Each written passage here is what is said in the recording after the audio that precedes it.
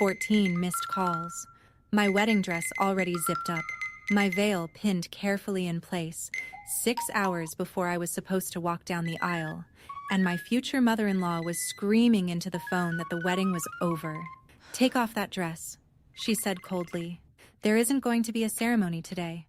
She had dug up a dark secret from 3 years before I even met my fiancé, a secret I never told him, and she was about to detonate it in front of 100 guests. What she didn't know was that I wasn't going to hide.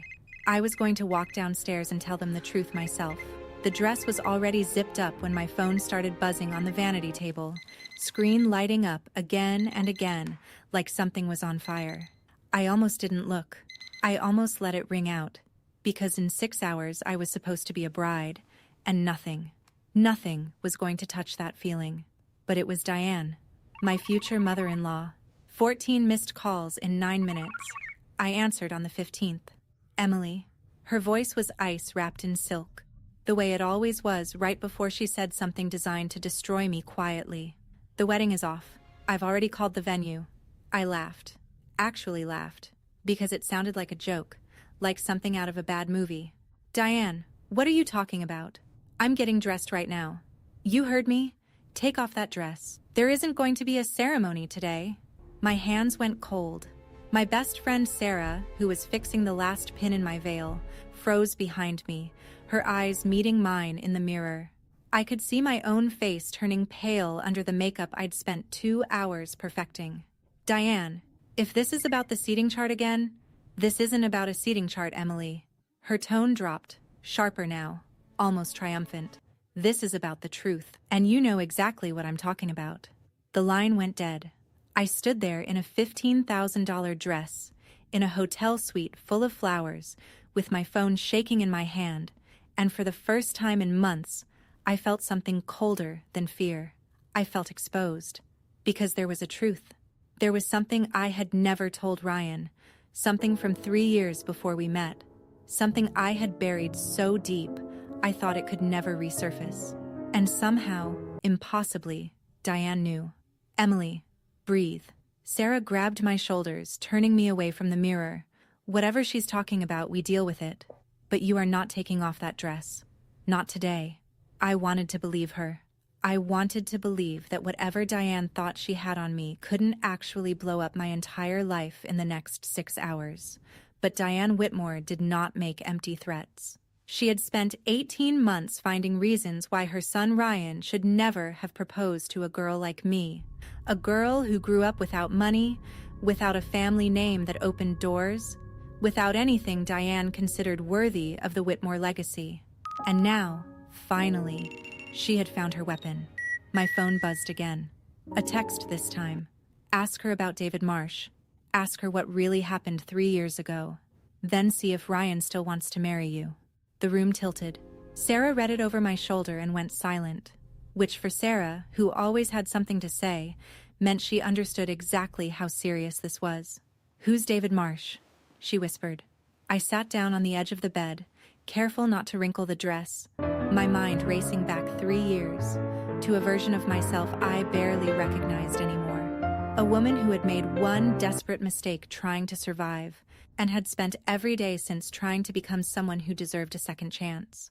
"He's someone I used to work for," I said quietly, "before I met Ryan, before any of this." "Emily."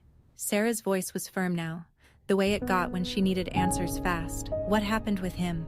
I closed my eyes, and for a moment, I was back there, in a cramped office at midnight, watching numbers on a screen that didn't add up, watching a man I trusted disappear with money that wasn't his, and watching my name get dragged into an investigation because I had been the one who processed the transfers he told me were routine. I remembered sitting across from a federal investigator named Agent Reyes, my hands trembling around a paper cup of stale coffee, while she slid printed bank statements across a metal table one by one. "Ms. Carter," she'd said, not unkindly, "these transfers all have your login credentials attached to them. Help me understand why I shouldn't charge you as an accessory." I remembered the terror of realizing that the truth, that David had trained me himself, had told me these transfers were routine vendor payments, had built an entire system designed so that any junior employee touching the software would unknowingly leave fingerprints on his crimes, might not be enough to save me. I remembered 3 sleepless months hiring an attorney with money I didn't have, pulling old emails, timestamps, and internal memos that proved I had flagged 2 of the transactions as unusual, only to be told by David himself, in writing, that everything was authorized. That single email, buried in an archived folder I almost didn't think to check, was the piece of evidence that finally cleared my name. I remembered standing outside the courthouse the day the charges were formally dropped, crying not with relief exactly, but with the exhausted disbelief of someone who had nearly lost everything for a crime she never committed. I was falsely accused of helping him embezzle from his company, I said. It wasn't true. I proved it wasn't true. The charges were dropped, but it nearly destroyed me, Sarah. I lost my job, my apartment, almost my sanity, trying to clear my name.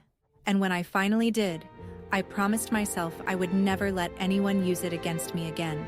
Does Ryan know? That was the question that mattered. That was the question that could end everything before it even began. No, I admitted. I never told him, because it never mattered, because it was resolved, because it was in the past and it had nothing to do with who I am now. Emily. Sarah's voice cracked with worry. If Diane found out about this and twisted it, she's going to make it sound like I'm a criminal, I said, standing up, feeling the weight of the dress and the weight of everything else pressing down on me at once. She's going to make Ryan think I'm hiding something monstrous, and by the time I get a chance to explain, the wedding will already be over. There was a knock at the door. Not Ryan. We weren't supposed to see each other yet. But his best man, Marcus, looking pale and out of breath. Emily, you need to come downstairs. Diane's here. She's talking to the guests. I felt my stomach drop through the floor. Before I could move, my mind flashed back, unbidden, to the night 18 months earlier when I first met Diane Whitmore properly. At a dinner Ryan had planned so carefully, it should have been a warning sign in itself. He had reserved the private room of a restaurant downtown, ordered the wine his mother liked, rehearsed with me for a week, how to answer questions about my family, my career, my plans. I remember sitting across from her, watching her study me the way an appraiser studies a painting she already suspects is a forgery. So, Emily, she had said that night, swirling her glass without drinking from it, Ryan tells me you work in operations. What exactly does that mean? I manage logistics for a mid-sized distribution company, I'd answered. I started as an assistant and worked my way up over 4 years. How ambitious, she'd said, in a tone that somehow made the word sound like an accusation. And your family? Ryan mentioned your father isn't in the picture. I remember Ryan's hand finding mine under the table, a silent apology for a question he hadn't authorized. My mother raised me and my brother on her own, I'd said. She worked 2 jobs most of my childhood. I'm proud of where I come from, Mrs. Whitmore. Of course, she'd said, smiling the way people smile when they've already made up their mind about you and are simply being polite until they can do something about it. That was the beginning. Over the following months, Diane found reasons to appear at every important moment of our relationship, showing up unannounced at Ryan's apartment during dinners we'd planned for months, inviting him to family events without me, introducing him at charity galas to daughters of her friends, with a specificity that felt less like coincidence and more like a campaign. When Ryan proposed, on a rooftop in the city with string lights and my closest friends hiding nearby with champagne, Diane's first phone call to him that night wasn't congratulations. It was a question. Are you certain about this, sweetheart? Marriage is forever. You've only known her 2 years. Mom, Ryan had told me, he'd said, exhausted. I've never been more certain of anything. She hadn't stopped after that. She'd suggested, gently at first and then less gently, that a prenup should protect family assets. She'd questioned every vendor we hired, every dollar we spent, every decision that didn't run through her first. She'd once told me, over lunch, she insisted on having a loan with me, that she simply wanted to make sure I understood what it meant to marry into a family like theirs. As though love came with an orientation packet I hadn't read closely enough. I had endured all of it, because Ryan was worth it. Because underneath 18 months of quiet hostility, I still believed Diane might eventually see that I loved her son for exactly who he was, not for anything the Whitmore name could offer me. I had been wrong about many things in my life, but I don't think I had ever been more wrong than that. The night before the wedding, at the rehearsal dinner, Diane had stood to give a toast, glass raised, and said, with a smile that didn't reach her eyes, "To Ryan, who has always followed his heart, sometimes even when his heart leads him somewhere unexpected." The guests had laughed politely, unaware of the blade hidden inside her words. Ryan had squeezed my hand under the table that night too, the same way he had the night we met her, as if he already understood that his mother's love for him had somehow curdled into something that needed to control rather than support. I hadn't known, walking back to the hotel that night, that Diane had already hired someone. I hadn't known that a private investigator had been quietly digging through 11 months of my life from 3 years earlier, pulling court records, contacting former co-workers, building a file designed for exactly one purpose: to be detonated at the worst possible moment, in front of the largest possible audience, when I would have the least amount of time to defend myself. By the time I reached the top of the grand staircase of the venue, an old countryside estate with white columns and rose gardens that I had dreamed about since I was a little girl, Diane Whitmore was standing in the middle of the reception hall, dressed in dove-gray silk, holding a glass of champagne like a queen addressing her court, and roughly 40 guests were staring at her in stunned silence. "I think everyone deserves to know the truth before we let this wedding proceed," she was saying, her voice carrying effortlessly across the marble floor. "My son believes he's marrying an honest woman, but 3 years ago, Emily Carter was investigated for financial fraud. She was fired from her job in disgrace, and she has spent this entire relationship hiding it from all of us." Gasps rippled through the crowd. I saw Ryan's father, James, standing near the bar, his jaw tightening. I saw my own mother, seated near the front, her hand flying to her mouth. And I saw Ryan, my Ryan, standing frozen near the altar setup outside the glass doors, his face a mixture of confusion and something that looked dangerously close to betrayal. I had two choices. I could stay hidden upstairs and let Diane finish destroying my reputation uncontested, or I could walk down those stairs in my wedding dress, in front of everyone, and fight for the truth. I chose to walk. The moment my heels hit the marble, the entire room turned. Diane's smile flickered just slightly, like she hadn't expected me to show my face, like she had expected me to crumble quietly in some hotel room while she rewrote the narrative of my life for an audience that had never bothered to ask me a single question. "Diane," I said, my voice steadier than I felt, "since you've already told them half the story, I think I should tell them the rest." "Emily, this isn't the time." "No," I said, cutting her off for possibly the first time in 18 months. "This is exactly the time. You made sure of that." I turned to face the room, to face my mother's frightened eyes, to face Ryan's stunned expression, and I told them everything. I told them about David Marsh, the CFO I had worked for at 24 years old, a man who had seemed brilliant and generous until the day federal investigators showed up asking questions about transfers I had processed under his direct instruction. I told them how I had been suspended, how my name had been dragged through local news articles, how I had spent 11 months and every dollar I had proving that I had no knowledge of what he was doing, because I hadn't.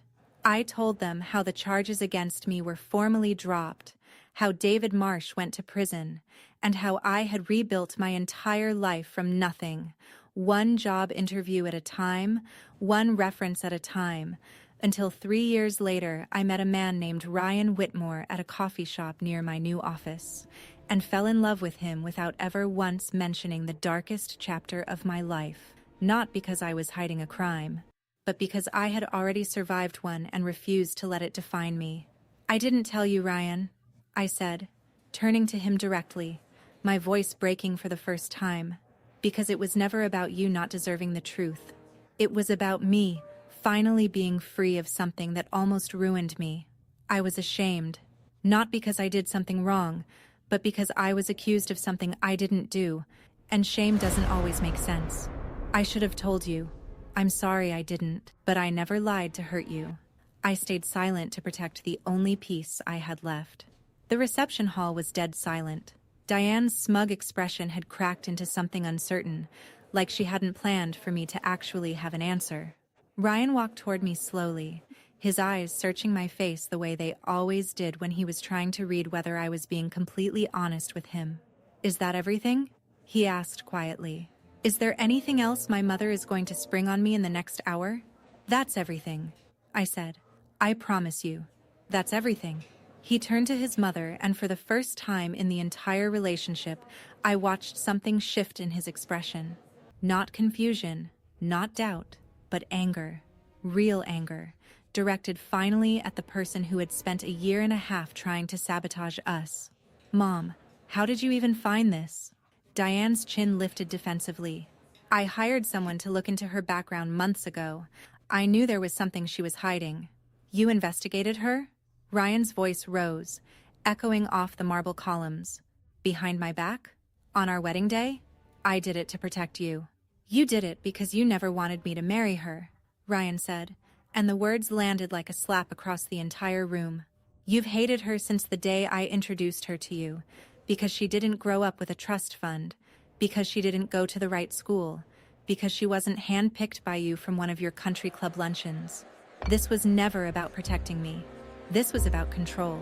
James, Ryan's father, finally stepped forward from the bar, setting his glass down with a heavy clink. "Diane, that's enough." "James, you can't possibly think." "I think," James said quietly, "that our son found a woman who survived something horrific and rebuilt her entire life with quiet dignity, and instead of admiring that strength, you weaponized her worst moment to try to control his happiness. I think that's enough, Diane. I really do." The room seemed to hold its breath collectively.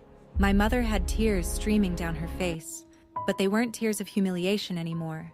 They were something closer to pride, watching me stand my ground in front of 100 people. Diane looked around the room, at the guests who were no longer looking at her with respect, but with something closer to quiet disgust, and for the first time since I had known her, she looked genuinely small. "I just wanted what's best for my son," she said, her voice thinner now, less certain. "No," Ryan said. "You wanted what was best for your image. There's a difference, Mom.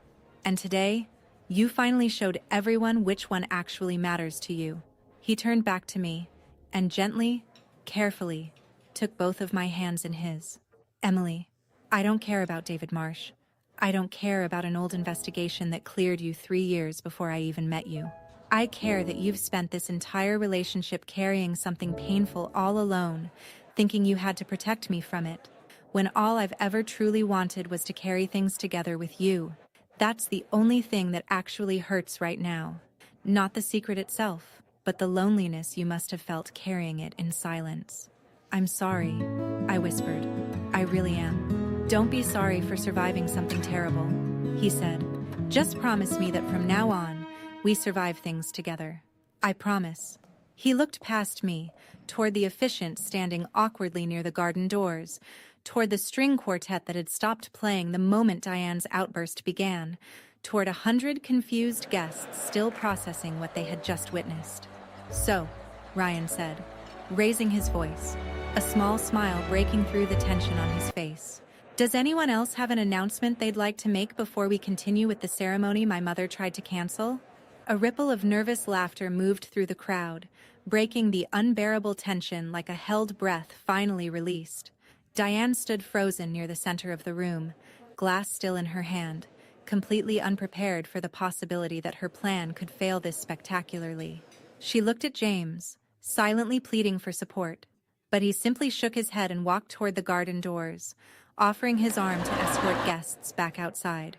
"The ceremony," James announced firmly, "will proceed as planned. Everyone, please make your way to the garden." I felt Ryan squeeze my hand. "You still want to marry me?" I asked, half joking, half terrified of the answer even now. "Emily Carter," he said. "I have never wanted anything more in my life."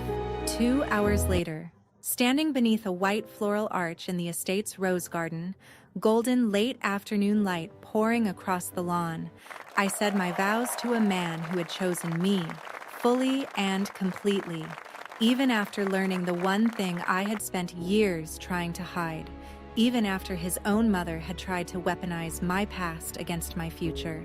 Diane did not attend the ceremony. She sat alone in the estate's library, staring out the window at the garden, watching the son she loved marry a woman she had spent 18 months trying to erase, and understanding, perhaps for the first time, that all her scheming had accomplished nothing except revealing exactly who she really was to everyone who mattered. At the reception, as the band played our first dance, Ryan pulled me close and whispered against my ear, "For what it's worth, I think this is going to make a pretty incredible story someday." The day my mother tried to cancel my wedding, and lost. I laughed, resting my head against his shoulder, feeling for the first time in years like the past could finally stay exactly where it belonged, behind me, no longer capable of controlling my future. "She didn't just lose the wedding," I said. "She lost you." And I think, deep down, she always knew that was the real risk. For the first 3 months of our marriage, Diane didn't call, didn't visit, didn't send so much as a text on our anniversary of the day we met. Ryan checked in on her occasionally out of duty more than warmth, and each time he came back from those visits quieter than usual, carrying a kind of grief I recognized, the grief of loving someone who had chosen pride over connection, and losing pieces of them slowly because of it. James, on the other hand, called every Sunday. He'd take us to lunch, ask about my new job, ask about the little house we were renovating together, and never once mentioned the wedding day or what his wife had tried to do. It wasn't until our 4th month of marriage that he finally brought it up, over coffee, his voice heavy with something between apology and exhaustion. "She's not sleeping well," he said. "She won't admit it, but I think she's ashamed. Not of finding out about your past, Emily. Ashamed of how she used it. She spent her whole life believing that controlling outcomes was the same thing as loving someone. I don't think anyone ever taught her the difference." "That's not an excuse," I said quietly. "No," James agreed. "It isn't, but it might be a reason. And reasons are sometimes where healing has to start, even when they don't excuse the damage." I didn't respond to that right away. Some wounds don't close just because someone finally explains where they came from. But I thought about it for weeks afterward, turning the idea over in my mind the way you turn over a stone, looking for what's underneath. 6 months later, Diane sent a single letter. No calls, no dramatic confrontations, just 4 handwritten pages acknowledging, in her own careful way, that she had let fear and pride cost her the one relationship she could never replace, the trust of her only son. She wrote about her own mother, a woman even colder than she had become, who had taught her that love was a transaction, that approval had to be earned through obedience and status, that vulnerability was a weakness reserved for people who could afford to lose. She wrote that she saw now how deeply that inheritance had poisoned the way she loved Ryan, and by extension, the way she had tried to destroy me rather than simply ask who I actually was. It wasn't forgiveness. Not yet. Not fully. But it was a beginning. And sometimes, a beginning is the only apology that actually means something. I wrote back. Not immediately.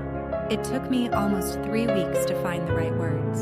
But I wrote back, and I told her the truth, that I didn't need her approval to know my own worth, but that I would welcome the chance to build something real between us, slowly, on honest terms, if she was willing to try. She truly was, and it showed.